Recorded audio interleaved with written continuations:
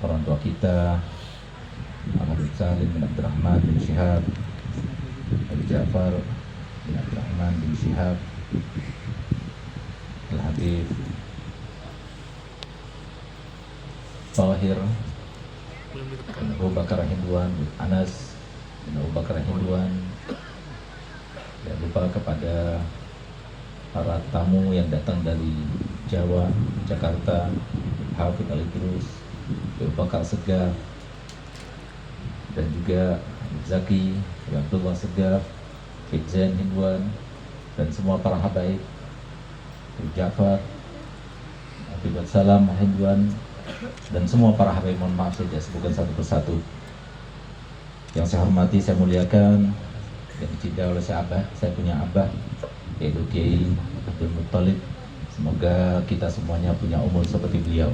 Amin. Dalam keadaan sehat walafiat, bermanfaat untuk umat. Dan semoga beliau banyak jariahnya, banyak sebab-sebab yang membuat cinta Nabi kita Muhammad SAW, sehingga beliau disambut oleh Nabi SAW dan menjadi sebab banyak di antara kita belajar daripada kehidupannya. Amin, amin ya rabbal alamin. Serta semua para alim ulama, para pejabat yang hadir, dan tidak lupa kepada khalifah, kepada Al-Habib Anis Saiful Haul, yaitu Al-Habib Mohsin bin Habib Anis, dan juga Khalati Salifah Nur, istri pada Habib Anis, yang kita doakan semoga sehat, panjang umur, sehat walafiat, dan semoga sebentar lagi hari Ahad yang akan ada perhelatan akad nikah cucu daripada Habib Anis, semoga dimudahkan, dilancarkan acaranya insya Allah, dan semoga kita semuanya berkat hadir pada malam ini, berkatnya Habib Anis semuanya panjang umur, sehat walafiat, dimudahkan segala urusan, dan semoga semuanya yang dicita-citakan dikabulkan Allah Ta'ala pada malam ini, sehingga semuanya dosanya diampunkan, semua hajatnya dikabulkan, tidak keluar dari tempat ini, semuanya hutang-hutangnya dilunaskan, dan semoga semuanya dikembalikan seperti yang diharapkan, kesehatannya disempurnakan, dan semuanya di atas 80 tahun semuanya insya Allah dalam keadaan sehat walafiat, semuanya meninggal dunia dalam keadaan husnul khatimah. Amin ya rabbal alamin. Alhamdulillah, kita sudah dengar dari manaqib beliau almarhum Al-Habib Anis, bagaimana beliau menjadi bagian daripada sejarah kehidupan, sebagaimana beliau telah tiada dan pernah ada, telah tiada sekarang dan pernah ada. Itu adalah sebuah ucapan dan sebuah ungkapan yang perlu disampaikan oleh Nabi kita Muhammad SAW ketika Nabi kita Muhammad SAW berangkat ke Masjid Quba, lalu kemudian mengajak sahabat-sahabatnya ke belakang masjid. Di situ ada tulang belulang, di situ ada berserakan sampah, di situ ada baju-baju yang sudah tidak layak dipakai. Maka kemudian Nabi SAW berkata, itu tulang belulang adalah tulang belulang daripada manusia yang pernah hidup, sama seperti kalian. Mereka makan, mereka minum, mereka berpakaian, mereka sehat, lalu mereka ada yang sakit dan sebagainya, sama seperti kalian. Sekarang mereka sudah meninggal dunia. Sebagaimana mereka seperti itu, nanti kalian juga seperti itu. Dan nanti setelah kalian meninggal juga ada yang akan mengenang kalian, sama seperti sekarang kita mengenang mereka. Begitulah sekarang ini kita katakan Habib Anis pernah ada dan sekarang sudah telah tiada. Tapi alhamdulillah pada malam ini 1000 orang lebih yang mendoakan, yang mendengarkan manaqibnya,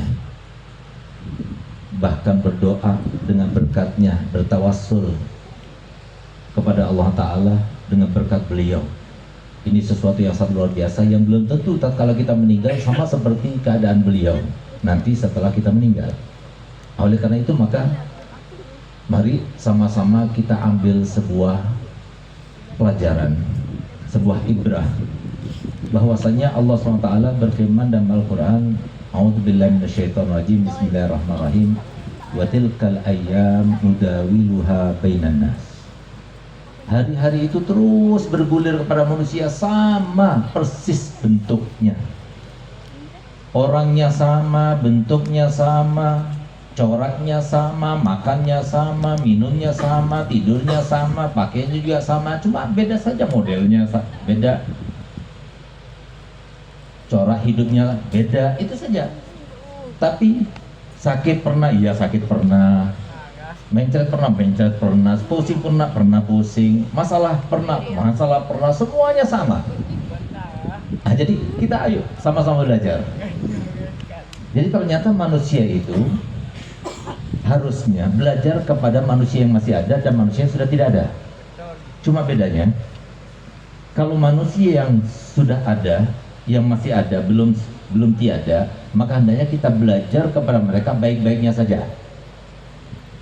Tapi kalau kita belajar kepada manusia yang masih ada baik-baiknya saja, jangan sampai kita secara mutlak harus dikaitkan.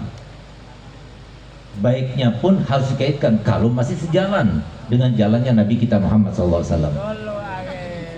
Akan tapi kalau kita belajar kepada orang yang sudah tidak ada, maka baiknya itu kita boleh mengikutinya secara mutlak. Kenapa? Karena orang yang sudah meninggal tidak mungkin lagi difitnah. Tapi orang yang masih hidup, siapapun beliau, apakah Habib Salim, apakah Al-Fakir, Habib Zain, siapa saja yang ada di atas podium ataupun semuanya, tidak ada di antara kita yang selamat daripada fitnah yang Allah berkehendak kepada kita. Kalau Allah sudah berkehendak, maka tidak ada seorang pun yang bisa selamat, dan kecuali hanya orang yang diselamatkan. Dan semoga kita termasuk diselamatkan sampai kita meninggal tidak tersentuh dengan fitnah, sampai kita meninggal dalam keadaan husnul khotimah semuanya, insyaallah. Amin ya rabbal alamin. Nah, oleh karenanya, jadi fitnah itu banyak sekali yang menjauhkan kita daripada Allah Ta'ala. Belum tentu orang yang punya ilmu aman daripada fitnah. Belum tentu orang yang punya harta benda, orang yang punya jabatan aman daripada fitnah. Belum tentu orang yang tampan aman daripada fitnah. Belum tentu orang yang jelek wajahnya aman daripada fitnah. Semuanya berkesempatan untuk kena fitnah. Sehingga yang aman daripada fitnah hanya orang yang diselamatkan oleh Allah Ta'ala daripada fitnah. Ayo sama-sama kita belajar bahwasanya kita ini adalah akan menjadi bagian daripada sejarah itu, entah dikenang oleh bagian yang kecil dari keluarga kita, atau masyarakat kita, atau masyarakat besar kita, atau bahkan masyarakat selevel nasional, atau bahkan internasional. Itu semuanya bisa kita lakukan sekarang waktu kita masih hidup, dan semuanya tergantung kepada tuntunannya, pedomannya. Sebesar apa kita punya tuntunan, sebesar apa kita punya pedoman, tambah besar kita punya tuntunan, tambah besar kita punya pedoman, tambah banyak kita punya pedoman, tambah banyak pula jalan yang bisa kita lakukan untuk kita bisa dikenang oleh banyak orang. Oleh karena itu, para hadirin mulia Allah Ta'ala, tadi kita dengar Al-Habib Anis sampai rela beliau itu bertani, sangat berhati-hati. Beliau sangat gemar bangun masjid, padahal beliau sangat gemar membagi-bagikan uangnya kepada anak yatim dan sebagainya. Padahal kalau seumpama itu uang itu disimpannya, maka beliau akan menjadi orang kaya. Tapi itu beliau tidak lakukan. Kenapa? Karena ada harapan. Harapan-harapan semacam ini tidak mungkin beliau itu lakukan kecuali karena ilmu, pedoman. Nah, itu yang dimaksud pedoman. Tuntunan itulah yang perlu kita dapatkan sebanyak-banyaknya, sehingga kemudian kita menjadi orang yang kokoh.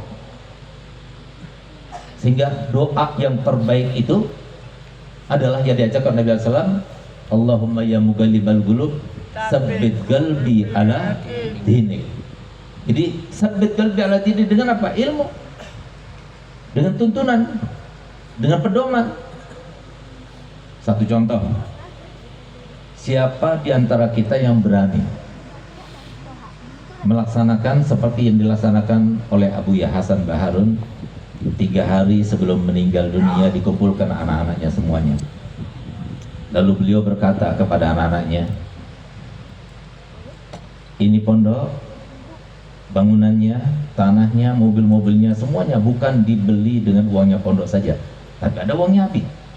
Abi sebagai seorang mudir, sebagai seorang dai, tentunya datang wali santri, ada yang ngasih hadiah buat Abi, itu pribadi untuk Abi. Abi ketika dakwah, ada yang ngasih amplop, itu pribadi untuk Abi. Abi ada dagangan kecil di koperasi, itu pribadi untuk Abi, tapi semuanya bercampur dengan uang pondok. Sekarang dengarkan ya, Abi berwasiat, berikrar bahwasanya semua yang Abi miliki di pondok ini maupun di luar pondok ini, Abi wakafkan untuk Allah dan Rasulnya dan untuk pondok ini. Kira-kira siapa di antara kita yang berani untuk berikrar semacam ini? Pasti banyak pertimbangan kita. Kasihan anak-anak Ustaz, kita belum siap Ustaz, kita belum ini dan sebagainya. Kenapa? Karena kita belum dapat tasbih. Itu contoh daripada tasbih. Ini Habib Anis sudah ada tasbih dalam hatinya, sehingga dia berani berkata semacam itu, berani mukarramah, pinjamkan uangnya ke pondok sampai miliaran rupiah, lalu di akhir umurnya beliau berwasiat untuk mengibrakkan semuanya hutang-hutang pondok kepadanya, yang puluhan miliar hutang pondok diibrakkan. Itu tasbih, nggak mudah, sesuatu yang sangat luar biasa. Yang semacam ini tidak mudah untuk kita lakukan, kecuali kalau seumpama kita punya pedoman yang ada di dalam hati kita. Oleh karena itu, yang harus kita lakukan adalah ayo sama-sama kita dengarkan firman Allah Ta'ala. Yang kita perlukan sekarang ini adalah hubungan kita kepada Allah, kuatkan. Banyak di antara kita, memang dia ustadz, memang dia seorang da'i, memang dia orang alim, memang dia sholat 5 waktu, memang dia hadir pengajian, tapi masalahnya dia hubungannya dia sama Allah itu kurang. Hubungannya sama Allah itu kurang erat. Sholatnya nggak betul-betul, sehingga setiap sholat hadir dan sebagainya tidak dimaknai. Padahal Allah Subhanahu Wa Taala sangat tahu bagaimana hidup di dunia ini. Mohon maaf, kita semuanya senasib ya. Jangan sampai kita katakan Ustaz enak, antum Ustaz, nggak ada yang enak, semuanya capek, semuanya bermasalah, semuanya punya problem. Nggak ada di antara kita di sini yang nggak ada problemnya. Kalau nggak sama istrinya, sama anaknya, sama finansialnya, sama tetangganya, sama penyakitnya, semuanya pasti punya problem. Semuanya kita senasib. Jadi alhamdulillah kita senasib. Jadi nggak usah kita iri, nggak usah kita katakan coba saya jadi orang ini. Ya, kalau kita seumpama kita berangan-angan, seandainya saya jadi orang ini, kalau tentunya kemudian Allah Ta'ala jadikan kita orang seperti yang kita inginkan, belum tentu kita bisa mampu jadi orang seperti itu. Semuanya sama. Nah, cuma Allah Ta'ala karena tahu memang hidup itu memang tidak enak bagi setiap orang, maka Allah Ta'ala kemudian memberikan bagi kita jalan dan solusi bagaimana supaya hidup di dunia ini enak. Apa itu? Sering kita dengar, tapi banyak di antara kita yang tidak menjalankannya dan menerapkannya. Dengarkan baik-baik, sehingga pantas kalau Mbah Haddad mengatakan kebaikan itu ada, cuma kita tidak mencarinya. Solusi itu ada, tapi kita tidak mencarinya. Semua itu ada, tapi kita tidak mencarinya. Kita ini terlalu dimanja. Kita ini terlalu dimanja oleh hawa nafsu, sehingga dikalahkan oleh nafsu, sehingga dikatakan oleh Ibn Khaldun, siapa yang tidak bisa mengalahkan dirinya, maka dialah orang yang paling lemah. Sehingga semuanya pengen dilayani, sehingga untuk dirinya sendiri dia tidak bisa mengalahkan. Nah, ini sebab utamanya. Coba lihat bagaimana Allah Ta'ala berfirman dalam Al-Quran, A'udzubillahi minasyaitonirrajim, Bismillahirrahmanirrahim, Ista'inu bis-sabri was-salah. Kalau kamu mau menjalani kehidupan ini enak, nyaman, bahagia, walaupun nggak enak tapi terasa nyaman. Bagaimana kehidupan yang tidak ada kebahagiaan tapi nyaman kita menjalaninya? Bagaimana bentuknya?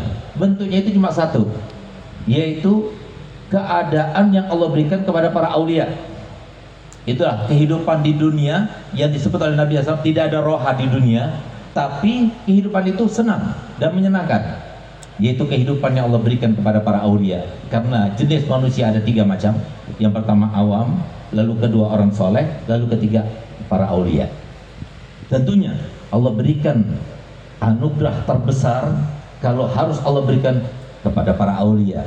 Tapi justru yang Allah berikan kepada aulia bukan kebahagiaan, bukan surga di dunia, bukan uang yang berlimpah, bukan jabatan yang tinggi, bukan ketampanan, bukan kecantikan istri, bukan anak yang banyak, bukan pengaruh yang besar, tapi yang diberikan hanyalah ala inna aulia Allah la khaufun alaihim walahum. Itu saja yang diberikan. Hakikat kebahagiaan di dunia. Siapa orang yang bahagia di dunia? Orang yang bahagia di dunia adalah yang tidak pernah merasa takut dan tidak pernah merasa sedih. Itu yang kita cari di dunia. Kalau kita ingin mendapatkan, nggak ada rasa takut, nggak takut apa yang akan kita makan besok, masa depan nggak takut, nanti gimana, kedepannya gimana, dia nggak takut, nggak sedih dia dan sebagainya. Yang semacam ini yang kita cari, itu bahagia yang sesungguhnya. Kalau sudah semacam ini yang kita dapatkan, tidur enak, nggak pusing, mau terjadi apapun nggak. Sekarang aja sudah terjadi perang di sana, yang perang di sana kita sudah kelimpungan. Mohon maaf, saya dengarnya di sana ketika saya umroh, baru saja ada isu kenaikan bensin, langka di Kalimantan Barat. Baru cuma isu saja, sampai 50.000 sampai 35.000. Itu kan luar biasa. Akan apa? Ini. Kalau mau tenang, maka laksanakan ista'inu bis-sabri wassalah. Yang pertama apa? Sholat. Sholat jangan asal sholat, tapi artinya sholat itu mengabdi kepada Allah. Mengabdi kepada Allah bukan cuma di dalam sholat. Sholat itu cuma adalah ikon saja. Ketika subuh kita ikon supaya mengingatkan, dari subuh sampai duhur seperti itu ya, dari duhur sampai asar seperti itu ya, dari asar sampai maghrib seperti itu ya, dari maghrib sampai isya seperti itu ya, dari isya sampai subuh seperti itulah. Itu maksudnya. Jadi bisolah itu seperti itu. Jadi ketika kita mengatakan Allahu Akbar, Allah yang paling besar, Allah zat yang maha besar, Allah yang patut untuk diagungkan. Jadi selalu yang kita rasakan itu adalah Allah. Ada orang yang berucap, ucapan itu dikehendaki oleh Allah. Ada orang yang bertindak, tindakan itu dikehendaki oleh Allah. Sehingga apa? Nikmat menjalaninya, nggak melihat kepada sebabnya. Sehingga Syekh Abdul Qadir Jalani beliau mengatakan, kalau seumpama kita mau tidak berdosa dengan terkait dengan manusia, kun ma'al khalqi ka'an la khalqa. Jadilah kami itu bersama makhluk seakan tidak ada makhluk, yang ada kita sama Allah. Mereka itu adalah boneka. Sehingga beliau katakan, adakah mungkin ada satu ucapan diucapkan oleh seorang manusia siapapun yang Allah tidak kehendaki? Adakah mungkin ada suatu tindakan siapapun yang bertindak Allah nggak berkehendak? Ada mungkin? Nggak mungkin. Semuanya dengan kehendak Allah. Tidak ada yang sebab kebetulannya. Semuanya direncanakan. Yang maksud dan tujuannya adalah engkau. Sasarannya adalah engkau. Tujuannya Allah ingin mengangkat derajatmu. Allah ingin menghapuskan dosamu. Allah ingin memberikan pahalamu. Kok mau dikasih kebaikan kok malah kita marah-marah, jingkrak dan sebagainya. Ini kalau kita ista'inu bis-shalah, ini akan kita dapatkan. Betul-betul kita itu mengarungi satu hari penuh itu dalam keadaan seakan-akan sholat.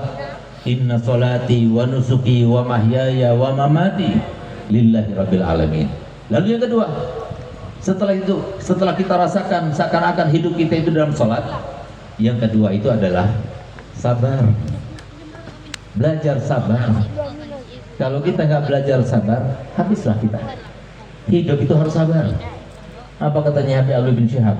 Kata beliau, nahnu fi zamanin nahtaju ila sabrin katsir walakin sabruna qalil.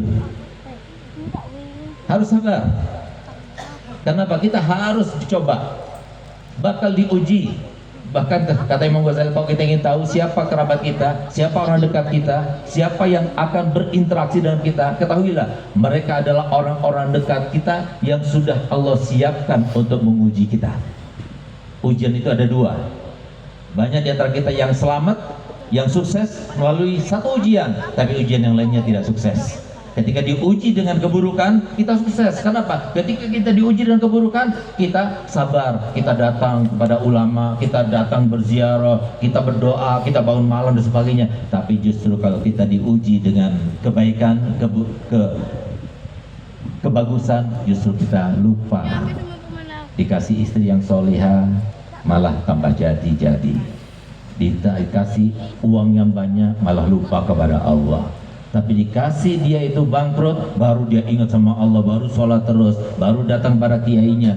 Bahkan kita jarang sekali ada orang, Beb, alhamdulillah Beb, saya beli rumah baru, ini hadiah buat antum. Jarang. Tapi yang datang kepada kita ini kebanyakan, Beb saya bangkrut minta doa, Beb saya masalah minta doa. Nah coba yang datang kepada kita ini, Habib, alhamdulillah saya datang dapat hadiah, dikasih hadiah. Nah, itu adalah orang yang syukur. Ini yang sedikit. Makanya Allah Ta'ala firman, wa qalilun min ibadiyah syakur. Itulah yang harus kita contoh daripada Habib Anis dan Habib Hasan Baharun. Semoga pada malam ini kita banyak belajar, dan semoga tidak keluar kita dari tempat ini kita mendapatkan barokahnya Habib Anis, sehingga kita semuanya termasuk yang ditasbitkan Allah Ta'ala hati kita dengan ilmunya Nabi kita Muhammad SAW, sehingga kita cinta kepada ulama, dan semoga kita termasuk yang cinta dengan kalamnya ulama, dan semoga kita tidak termasuk yang salah dua kali, sehingga anak-anak kita, keturunan kita wasiatkan kepada mereka untuk belajar ilmu agama. Karena inilah zaman disampaikan Imam Ghazali, wala yaslamu hina izin illa man, tidak akan selamat pada zaman itu kecuali yang diselamatkan hatinya dengan ilmu agama. Semoga Allah berikan kita ilmu agama. Semoga Allah wasiatkan kepada kita yang masih hidup, kepada anak cucunya, untuk supaya belajar mondok, belajar madrasah, hadir pengajian, supaya mereka tidak jauh daripada ilmu agama, sehingga kita termasuk yang selamat daripada fitnah akhir zaman, sehingga kita semuanya berkumpul dengan keluarga nanti di hari kiamat bersama Nabi kita Muhammad SAW. Rabbana atina fid dunya hasanah wa fil akhirati hasanah wa qina adzabannar. Wa sallallahu ala sayyidina Muhammadin wa ala alihi wasallam. Alhamdulillah bil alamin. Kurang lebihnya saya mohon maaf. Wabillahi taufiq wal hidayah. Assalamualaikum warahmatullahi wabarakatuh.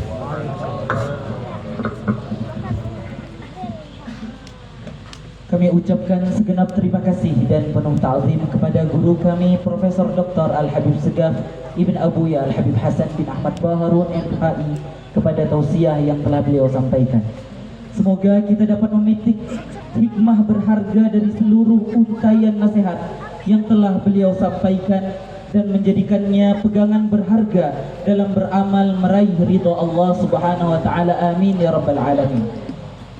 Acara selanjutnya, marilah kita tutup acara pada malam hari ini dengan pembacaan tahlil serta doa, yang hal ini akan dipimpin oleh Al-Habib Salim bin Abdurrahman bin Syihab. Kepada beliau waktu dan tempat kami persilahkan.